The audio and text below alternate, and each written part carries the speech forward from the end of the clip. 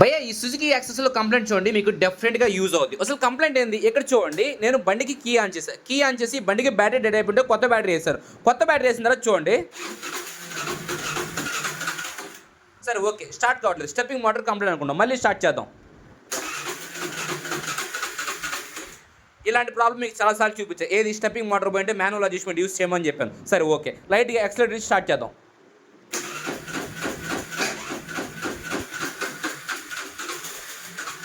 ఏది ఈ కంప్లైంట్ ఏంటంటే లోపల స్టెప్పింగ్ మోటార్ సంబంధించిన వాల్ బ్లాక్ అనేది గుర్తుపెట్టుకోండి. అంటే స్టార్ట్ చేసే విధానం లోపల లేదు, అంటే ఆ వాల్ బ్లాక్ అవడం వల్ల స్టార్ట్ చేయలేకపోతుంది బండి.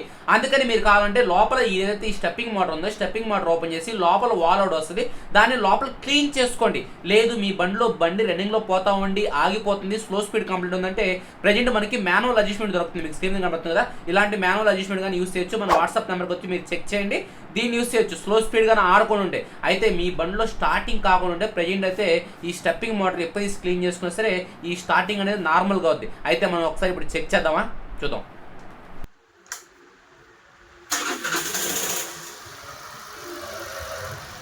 అంతే అయిపోయింది. ఇంకేముంది మీకు చెప్పేది, ఎప్పుడైనా సరే స్టార్టింగ్ కంప్లైంట్ ఉన్నప్పుడు కంపల్సరీగా లోపల వాల్ క్లీన్ చేసుకోవడానికి ట్రై చేయండి మీ మెకానిక్. Thank you.